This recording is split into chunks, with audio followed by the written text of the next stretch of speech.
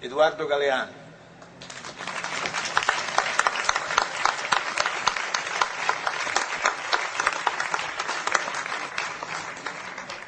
Hola, buenas noches a todos.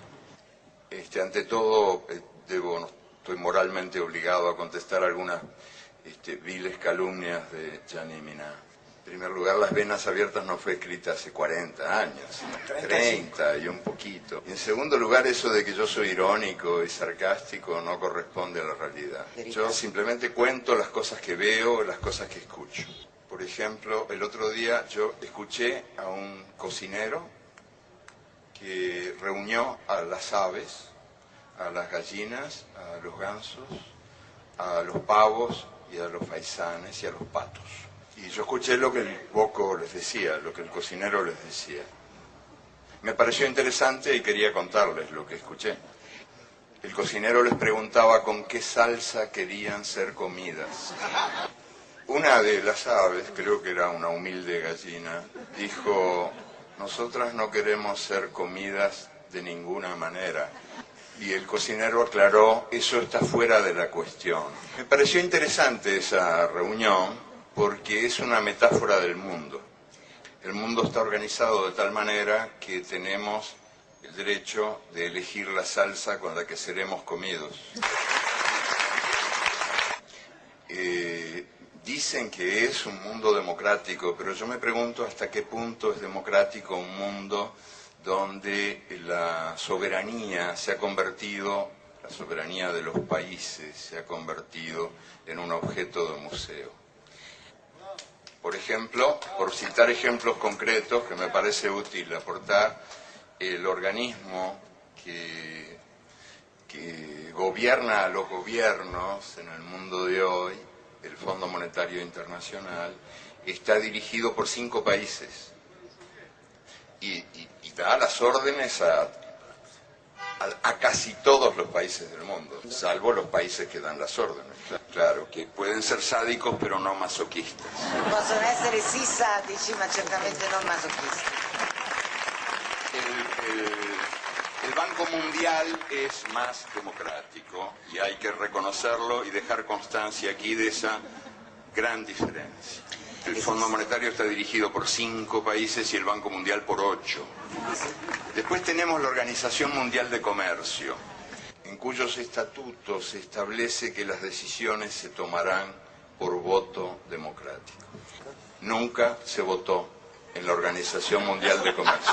Nell'Organizzazione Mondiale del Commercio Nunca. non si è mai votato. Ni una sola vez. Se utiliza el principio stalinista de la aclamación. Las resoluciones se toman por aclamación. Votó el organismo anterior, que se llamaba GATT, votó una vez. No fue una buena experiencia, no se repitió. Nunca se repitió. Entonces, ¿podemos hablar de un mundo democráticamente organizado cuando el mundo depende de 3 organismos no democráticos que toman las decisiones en lugar de la humanidad?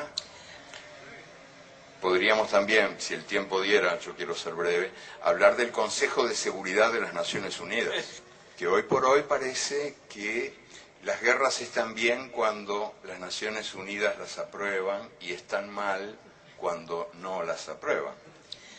Pero ¿quién imparte questa benedizione? ¿Quién imparte questa benedizione? Las Naciones Unidas están formadas por una Asamblea General. Ahí estamos todos los países, todas las voces, incluso la de este señor que también quiere participar. Tutte le voci. Ma è simbólica. La Asamblea General es simbólica. Formula recomendaciones. No toma decisiones. Las decisiones las toma el Consejo de Seguridad. Y el Consejo de Seguridad está donde mandan los 5 países que tienen derecho de veto. El derecho de veto es el que de veras decide. Ellos velan por la paz mundial, pero son también los 5 principales fabricantes y vendedores de armas en el mundo. Tutelano.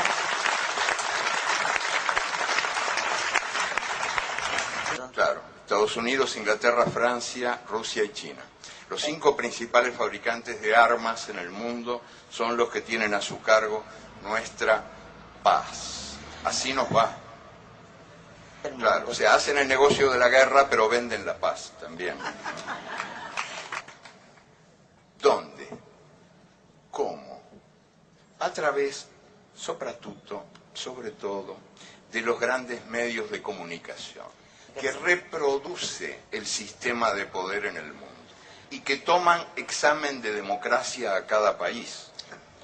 Son grandes medios de comunicación que confunden la libertad de expresión con la libertad de presión y que han sido definidos con mano maestra por algún anónimo que en un muro escribió: nos mean y los diarios dicen llueve.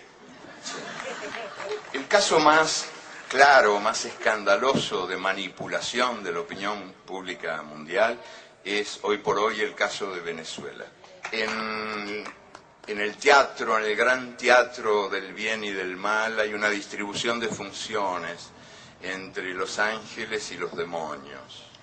Y Hugo Chávez es uno de los principales demonios. Es un dictador desde el punto de vista de las fábricas de la opinión pública mundial. Hugo Chávez es un dictador, es un extraño dictador, sin embargo. Ganó 8 elecciones en 5 años y ahora, recientemente, en el referéndum, fue el primer presidente en la historia de la humanidad que puso su cargo a disposición de la gente. Y ganó 6-4, 60% contra 40%, en unas elecciones a las que yo asistí como observador. Y puedo dar testimonio de que fueron elecciones transparentes, donde por primera vez se logró evitar que votaran los muertos, que en Venezuela tenían la mala costumbre de votar, que es una mala habitud, una negativa habitud, ¿no? Y también se logró evitar que cada persona votara varias veces, por el mal de Parkinson, que mucha gente ponía muchas veces votos en las urnas, ¿no? La misma persona. Entonces Venezuela es un país extraño donde ocurre esto y al mismo tiempo uno asiste a las denuncias por la falta de libertad de expresión. Uno enciende la televisión y en la pantalla de la televisión hay un señor que dice: aquí no hay libertad de expresión. Y uno enciende la radio y en la radio hay una voz que clama: aquí no hay libertad de expresión. Y uno abre el diario y hay un título enorme que dice en el diario: aquí no hay libertad de expresión. Hubo un solo medio de comunicación clausurado en Venezuela en los últimos 5 años, el Canal 8 de televisión. El Canale 8 de la televisión. Pero no fue clausurado por Chávez, sino por estos demócratas que tomaron el poder a través de un golpe de Estado durante 48 horas. Y en esas 48 horas cerraron todo. Cerraron le 48 horas hanno chiuso tutto. Cerraron la Asamblea General, anularon la Constitución. O sea, extraña dictadura y extraños demócratas, ¿no? Sí. Sí, yo creo que hay ahí un divorcio ejemplar. El divorcio entre la realidad real y la realidad virtual que los medios muestran como única realidad posible. ¿Y cuál es la explicación de eso? Muy sencillamente, les cuento que en Venezuela había 5 millones de personas sin derechos cívicos, porque no tenían documentos. Y los hijos no podían ir a las escuelas porque no tenían partida de nacimiento. Eso es lo que Chávez está cambiando, porque en pleno paraíso petrolero, en lo que se llama la Venezuela saudí, había 1,5 millones de analfabetos, que ahora se están alfabetizando. Y esto explica la furia de los grandes medios llamados de comunicación que incomunican a la gente. Sí, de comunicación incomunicante. Y también explica el resultado de esta elección y de las elecciones anteriores, porque hay un pueblo que resume su actitud de perfecta manera a través de la frase que dijo un venezolano pobre que fue encuestado recientemente. Sí, que es más expresiva que cualquier discurso. Dijo, yo no quiero que Chávez se vaya porque no quiero volver a ser invisible.